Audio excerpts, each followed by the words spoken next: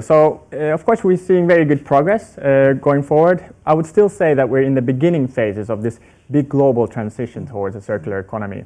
The European Commission, as you pointed out, has already in the last commissions or even the previous started their work on the circular economy. So thinking how we move from excavating, producing products, and then throwing them away in nature or in landfills to a model where we can reutilize materials all over and all over again and create more value.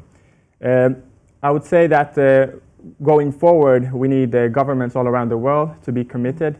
We have the Sustainable Development Goals that gives us a sort of vision to 2030.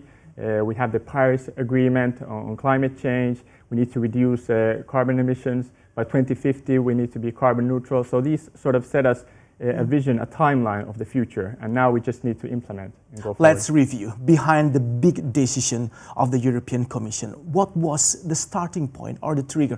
What was really concerning about that finally European Commission taking this big, huge step? Yeah. So, of course, climate change is a key aspect for the European Union, but at the same time, growth, employment, how do we create new jobs for Europeans? Global consultancies have done different estimates of the economic potential of the circular economy because we create so much waste in this linear model. $25 trillion of additional economic output by 2050.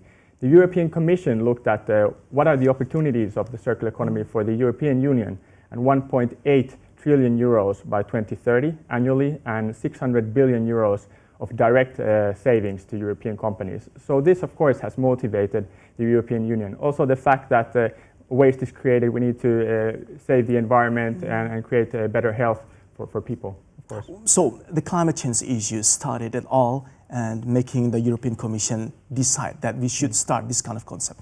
But by concept, we keep talking about this all the time, and even many years ago about go green, eco-friendly business practices. Why is it this time economic circular? What major differences should we understand between economic circular and go green or eco-friendly business practices? Yeah, that's a very good point. Of course, the circular economy is a sort of a new concept that brings together also previous thoughts such as eco-design and renewable energy and materials efficiency.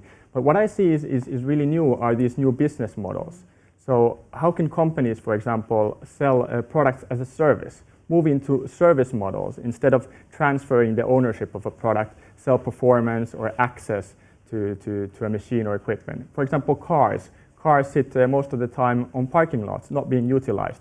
90 or even more % of the time they're not being used. So a lot more value can be created if we can share those cars with different people utilizing mobile applications and increase that utilization rate higher. In CNBC, we keep inviting CEO and asking them about going green. Most of them agree that for the starter, in the beginning, it might cost them some money and fortune to go green and being eco-friendly business. What about the economic circular? What kind of cost should we spend, or will it be as costly as the other concept or plan? Yeah.